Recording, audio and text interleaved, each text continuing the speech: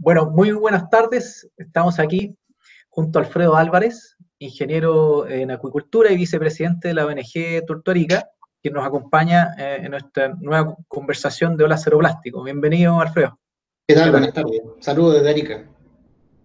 Excelente. Bueno, Alfredo, partiendo quizás por lo que ustedes se dedican principalmente, que es la conservación de las tortugas, eh, durante los años 2017, 18 y 19 estuvieron bastante marcados por el varamiento y desaparición de las tortugas allá en Arica. ¿Cuál es la razón de que haya ocurrido todo eso y cuál es la situación actual en que nos encontramos? Bueno. A ver, la razón, digamos, la causa, el origen de lo que pasó hasta hoy es desconocido. ¿Ya? Solamente se llegó a contar con dos teorías finalmente, ¿ya? Que es una que estaba la posibilidad de que fuera un ataque de algún depredador, se le atribuyó al lobo marino, pero tampoco hay pruebas que puedan, digamos, comprobar 100% que fue así. No existe esa prueba. Y la segunda teoría fue que había una acción antrópica, o sea, que había humanos de por medio interviniendo en esto, que también podría ser, pero tampoco existen pruebas contundentes para decir que fue el humano la causa.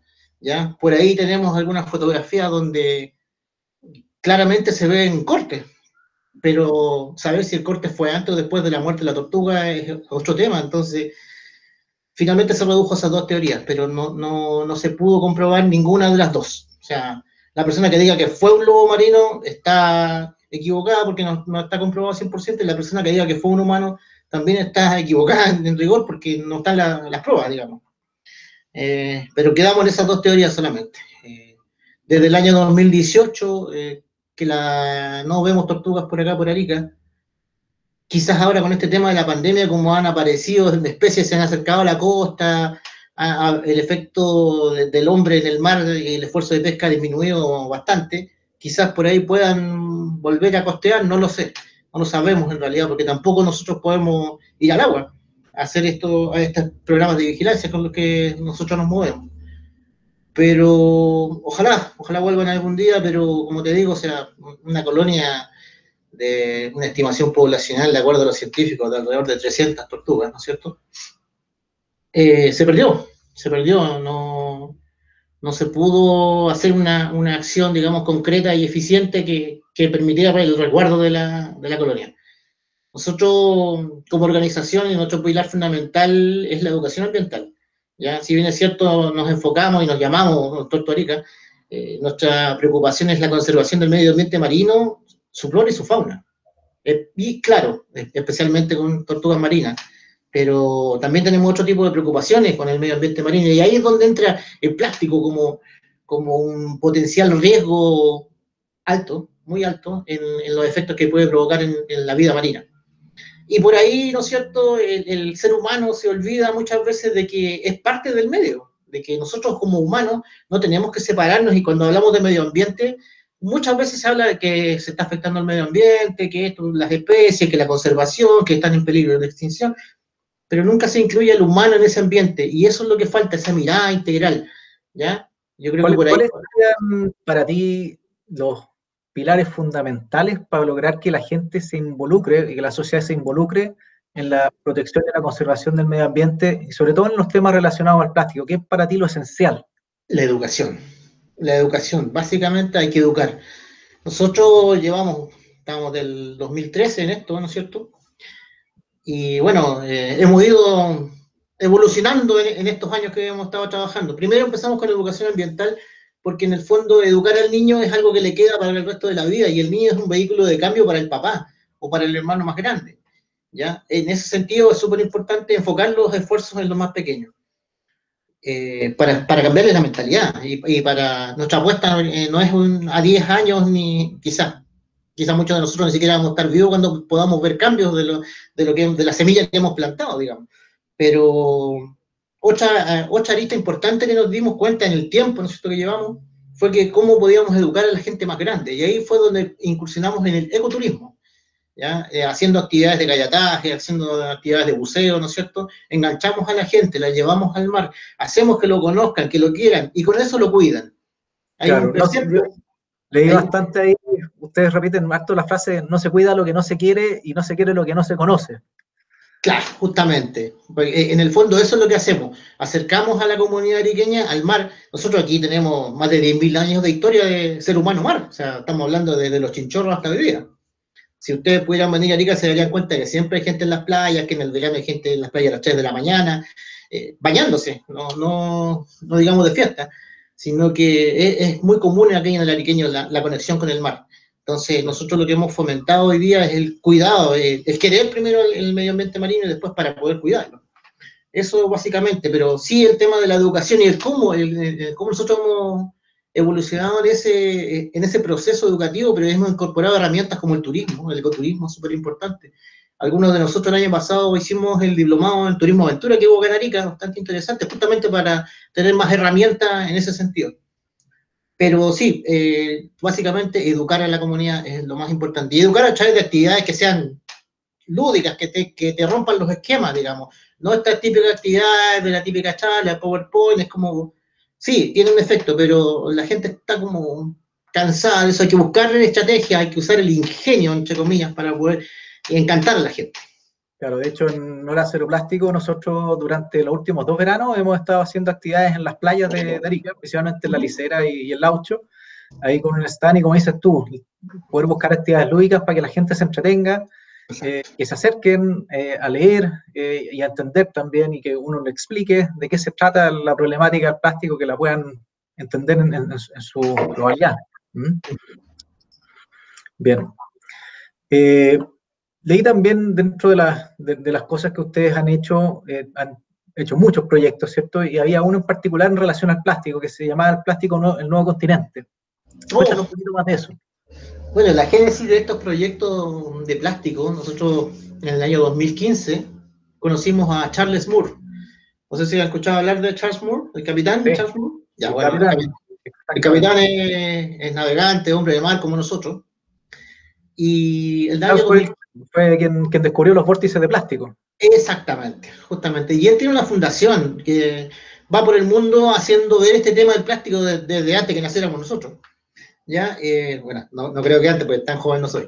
Pero sí, el 2015 lo trajo la Embajada de Estados Unidos a Arica. Nosotros nos acercamos a participar en las actividades que había implementado la Embajada de Estados Unidos acá en Arica, y finalmente terminamos 2 de nosotros ayudándole al capitán Moore con un laboratorio que él tenía, una actividad de laboratorio muy, muy interesante sobre cómo se mueven los plásticos en el mundo. A raíz de eso, y que lo conocimos y que empezamos a conversar con él, generamos el primer proyecto con un fondo de protección ambiental del Ministerio del Medio Ambiente, que era Plástico el Octavo Continente, se llamó el primero, como el octavo pasajero, algo así. Y la comunidad ariqueña en acción, no recuerdo bien el título completo. Pero básicamente era para educar, ¿no es cierto?, a los niños cómo se distribuyen los plásticos en el océano, cómo por diferentes densidades que tienen los plásticos o quedan en la superficie, o quedan en media agua, o quedan en el fondo, y finalmente van siendo ingresados en la cadena alimenticia completa. Y finalmente el hombre, y por eso lo decía, el hombre está en el tope de la cadena alimenticia, ¿no es cierto?, y finalmente están llegando hacia arriba. ¿Por qué? Porque los plásticos tienen compuestos químicos que están catalogados por la Organización Mundial de la Salud como altamente cancerígenos. Pueden googlear, pueden poner bisfenol A y van a ver la cantidad, el personaje que es el bisfenol A, que digamos es un compuesto químico que está en la fabricación de los plásticos, y que al degradarse el plástico, ¿no es cierto?, en microplásticos, en nanoplásticos, y al circular en el mar, en ingresar en la cadena alimenticia, está finalmente ingresando en toda la cadena alimenticia, y finalmente en algún momento va a llegar al humano. Estos compuestos, no solamente el bisfenol A, sino que hay unos compuestos talatos que son hidrocarburados, digamos, ¿no es cierto?, que son compuestos que son cancerígenos, que no lo decimos nosotros, lo dice la OMS, ¿ya? Y entonces, ese es un riesgo, no tan solo para la vida en el mar, sino que también para el humano, ¿ya? Por eso digo, siempre recalcamos eso, nos olvidamos que somos parte del medio, y consideramos siempre la conservación como un efecto en el medio ambiente, pero nos olvidamos que el humano es parte importante del medio ambiente. Después de eso, a posterior, vino la segunda etapa, que presentamos otro fondo de protección ambiental, en el año 2017, para generar el 2018, ¿ya? Y eso tenía que ver con el reciclaje mismo, ¿ya?, de los plásticos. Primero era hacer educación, ¿no es cierto?, la primera etapa, hacer educación sobre en qué consisten los plásticos, cómo se distribuye, cómo llegan al mar y cómo van girando en estos vórtices y se van acumulando en estas famosas islas de plástico. La segunda etapa del proyecto se generó todo lo que era el reciclaje y ahí pudimos obtener una máquina chipeadora.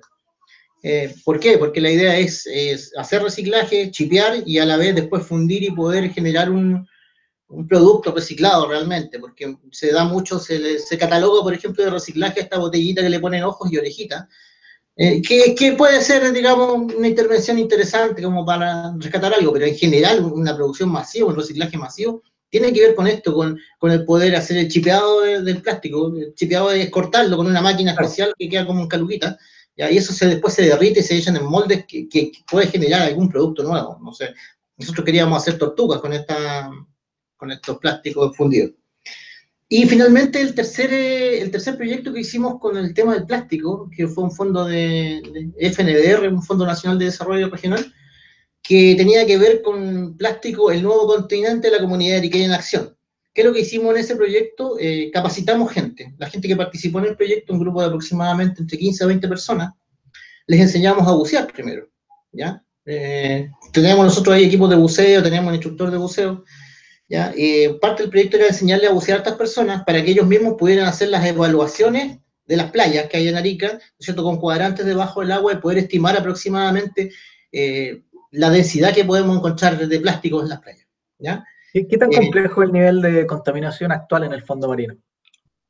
Depende de los sectores, depende de las corrientes. Ahí hemos podido identificar puntos donde hay acumulaciones, tal cual como pasa, como lo que dice el capitán, hay vórtices, ¿no es cierto? Hay lugares donde se van acumulando los plásticos, ya por las corrientes. Y hemos podido identificar dos puntos que son muy fuertes con el tema del plástico en Arica. Uno es el sector de la isla de la Gran y otro en el interior del puerto de Arica, de todos los monitoreos que hemos hecho, ¿ya? Esos sectores son de acumulación de plástico y las imágenes son bastante fuertes cuando uno las puede ver debajo del agua. Eh, Básicamente eso, porque lo primero que hay que hacer en términos de prevención es identificar los focos de riesgo y después hay que intervenir en los focos de riesgo. Ahora, nosotros somos una organización no gubernamental, no contamos con muchos recursos económicos, entonces este ha sido un proceso lento, porque si tuviéramos recursos podríamos haberlo hecho súper rápido, pero en realidad hemos ido avanzando paso a paso, piano a piano, digamos, en el tiempo que hemos podido hacerlo, porque en realidad... ¿Y ya logrado ir incorporando una base importante de voluntarios en todo este proceso? Sí, sí, bueno, ahora en estos momentos con la pandemia estamos con 0 voluntarios, pero sí hemos tenido bastante trabajo de voluntariado y también de alumnos en práctica. Eso es importante destacarlo también. Hemos hecho por ahí, me tocó ser el instructor de la escuela de buceo de la Universidad de Tarapacá hace un par de años atrás, y de ahí rescatamos bastantes alumnos que quisieron ser voluntarios. Y en el último tiempo tuvimos alumnos en prácticas de la carrera de turismo de un liceo técnico profesional de acá de Arica, de 4. Hemos también estado trabajando bastante el tema del ecoturismo, más que nada como una herramienta de conservación. Pero siempre tenemos voluntariado, hemos tenido voluntarios españoles, griegos, también ariqueños, o sea, más ariqueños, pero también hemos tenido, digamos, de extranjeros que se han interesado en estos temas. Claro. Bueno, yo recuerdo la primera limpieza de playas que organizó Lázaro Plástico por allá por el año 2018. Ahí participamos juntos con la ONG Tortórica. Fue súper exitosa. Ustedes también tienen harta experiencia en limpieza de playas, vienen de hace tiempo haciendo esto. ¿Cómo han medido sus resultados? En el fondo, ¿cómo ustedes cómo ven la evolución de las playas de Arica en términos de la contaminación por plástico? A ver, bueno, nosotros comenzamos el 2013 con las primeras limpiezas de playa y las primeras limpiezas del lecho seco del río, ¿ya? Aquí hay una situación muy particular para los que no son de Arica, ¿no es cierto? El río está seco casi todo el año, ¿ya? El río San José. Pero por las lluvias que hay en el altiplano, y digamos en la temporada estival, en verano, entre enero y febrero básicamente, bajan los ríos, ya que están secos todo el año, pero la costumbre aquí, o la mala costumbre en realidad, es de la gente en dejar el río lleno de basura, tirar toda la basura al río, al lecho seco del río, y cuando baja el río, se lleva todo y obviamente esa basura desaparece, pero esa basura va a dar al mar. Mucha de esa basura es plástico, ¿ya? Hoy día, la Municipalidad de Arica institucionalizó la limpieza del lecho seco del río en el sector de la ciudad, digamos, ¿ya? Ellos lo hacen todos los años. Partimos nosotros con apoyo de ellos en el año 2013, pero hoy día, afortunadamente, ellos ya lo tienen agendado como algo obligatorio todos los años. Entonces, es un aporte, es un avance, ¿ya? En el tema de la playa misma, la municipalidad también hoy día tiene un contrato con una empresa que se preocupa del aseo de la playa, ¿ya? No obstante eso, y en este año en particular por el tema pandemia, fue un tema bien complejo en la bajada del río, pero se están haciendo esfuerzos. Ahora, ¿qué es lo bueno de lo que hicimos nosotros en su momento? Lo bueno es que cuando uno pone estos temas en la palestra, cuando uno genera estas acciones, cuando lo visibiliza a través de las redes sociales, que son la herramienta que tenemos nosotros las ONG, ¿no es cierto? Las autoridades toman conciencia de esto y empiezan a actuar. ¿Ya? Muchas veces los problemas ambientales están debajo de la alfombra, entre comillas, escondidos, ¿no es cierto? Pero cuando nosotros, ¿cuál es nuestra misión? Sacar estos temas a la palestra, hacerlos visibles y generar algún tipo de acción concreta digamos, mitigue de alguna manera los efectos que se generan. Claro. Oye, y una vez terminada la pandemia, ¿tienen pensado retornar a hacer limpiezas de playa? Por supuesto, estamos esperando. Estamos Bien. esperando, de hecho tenemos algunas cosas comprometidas que lamentablemente no podemos hacer porque están prohibidas, limpieza de río, limpieza de playa, limpieza submarina, educación ambiental, actividades que tenemos, digamos, agendadas como parte de nuestra labor del año. No hemos podido hacer nada por el tema de la pandemia porque está prohibido, ¿no es cierto?, hacer actividades masivas. Pero apenas podamos retomar, vamos a volver, bueno, con las medidas de seguridad que no se nos pidan, pero sí estamos ya nos a volver, digamos, a actuar. Somos gente de mar y somos gente que estamos acostumbrados a estar digamos, cerca del agua en alguna medida o en el agua. Y para todos nosotros los integrantes es un tema bastante complejo el no poder ir al mar, digamos. Eso. Sí. Oye, quizás cuéntanos entonces, porque durante el último tiempo sé que han ido avanzando en un proyecto que está financiado por una empresa que se llama Corteva y que se llama el proyecto From Valley to Coast, se llama. ¿De qué se trata? Bueno, From Valley to Coast viene a hacer una acción, ¿no es cierto?, concreta en cuanto a toda esta problemática que hemos podido ver desde el año 2013 hasta hoy, ¿ya? No solamente estamos hablando de basura normal, de residuos sólidos domiciliarios y asimilables, que es la basura normal, ¿ya? Estamos hablando que desde el Valle de Azapa, que está conectado por este río seco que les digo, también llegan residuos de otro tipo, de todo tipo, o sea, lo que se puedan imaginar, refrigeradores, mallas de riego, cintas de riego, mallas de invernadero, todo lo que pueda bajar desde el valle, no solamente lo de la ciudad, que digamos que es la basura normal, ¿ya? Hay otro tipo de basuras que llegan al río también y que llegan con esto al mar. Entonces, From Valley to Coast tiene que ver con una intervención integral, ¿ya? Que tiene distintas aristas. Una es una recolección de residuos puerta a puerta, pero con educación, ¿ya? Otra arista tiene que ver con la formación de una mesa de trabajo pública-privada, ¿ya? Donde podamos participar algunas organizaciones ambientalistas, pero también algunas instituciones del gobierno y también algunas empresas. ¿Para qué? Para tocar esta temática, porque ¿qué es lo que pasa en Arica? Cuando baja el río, obviamente baja este montón de agua, acá en el norte es café, ¿no es cierto? Con mucho barro, con mucho sedimento, pero también baja toda esta basura que llega al mar, ¿ya? Entonces, ¿qué es lo que queremos hacer con esta mesa público-privada? Juntar a las entidades pertinentes para poder visibilizar toda esta problemática desde los focos de riesgo, ¿ya? Si bien es cierto, hay una intervención que está comenzando con la municipalidad, que interviene acá en la ciudad, hacia arriba salimos del radio urbano, ¿no es cierto? Y no intervenimos los focos de riesgo que están fuera del radio urbano. La idea es incorporar, y por eso se llama From Valley to Coast, entender que toda esta problemática que pasa cuando llega el río al mar, ¿no es cierto?, en enero, febrero, viene de mucho más arriba que desde Arica. Entonces hay que intervenir en los focos de riesgo. Y eso es lo que queremos hacer, ¿ya? Para eso teníamos, ¿no es cierto?, considerada educación ambiental y también limpieza del lecho del río, limpieza de playa, todo eso es lo que no podemos hacer hoy día.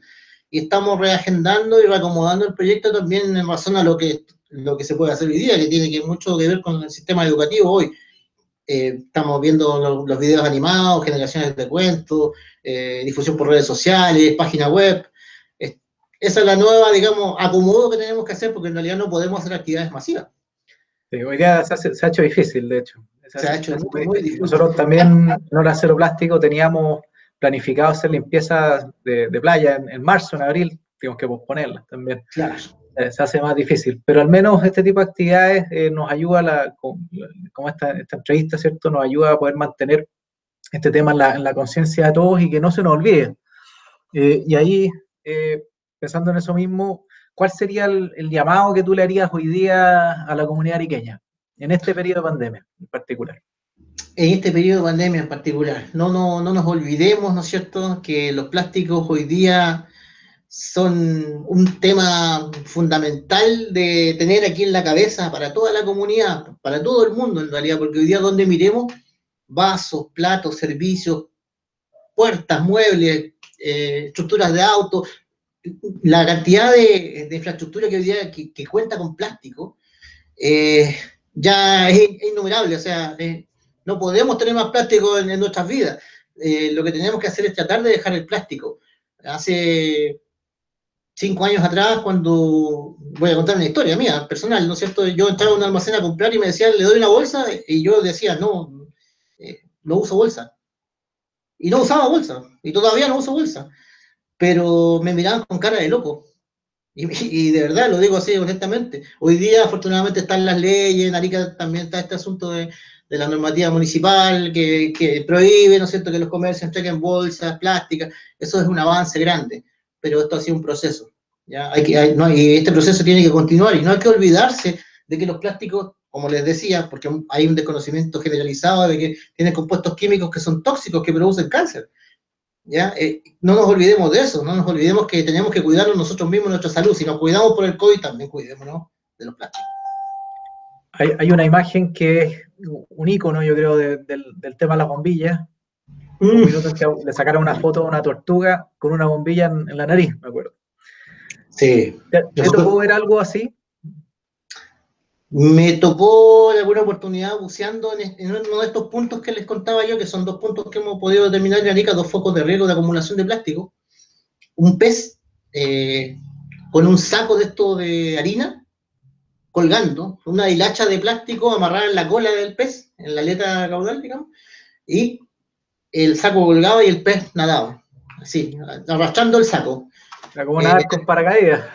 Claro, hicimos el video mientras lo liberábamos y todo el asunto, pero por la profundidad y por la luz del momento, no, porque es un agua, en ese sector es un agua aceitosa, no pudimos captar buenas imágenes. Hubiera sido ideal porque era una imagen, se ve, nosotros que estábamos ahí, los que estábamos ahí sabemos que hubiera sido de National Geographic, pero no pudimos hacer la filmación, no fue de buena calidad. Pero sí lo vivimos, lo hemos vivido y pasa debajo del agua. El tema es que no se ve. Y una de nuestras misiones ha sido, claro, una de nuestras misiones ha sido poder hacer registros gráficos que tenemos en nuestro Facebook sobre lo que está pasando debajo del agua. Y eso es para que se pueda visibilizar un poco. Eso básicamente. Bueno, muchas gracias, Alfredo, por tu tiempo. Y mucha suerte y éxito en los proyectos que se vienen para adelante para Tortorica. Esperemos ahí también por ir colaborando juntos con Hora Cero Plástico en los tiempos que vienen ya. Por supuesto, ¿no? Agradecer también la invitación a este conversatorio allá, bueno, y agradecerle a Hora Cero Plástico, que finalmente han venido a Arica, hemos participado con ellos y se han acercado a esta comunidad para poder mitigar de alguna manera el efecto del plástico, que para la gente de mar, para nosotros que somos de mar, sabemos que el plástico es un riesgo gigantesco en el agua. No solamente porque nos podamos enredar en una red, sino porque el efecto que va a producir en la vida misma, ¿ya?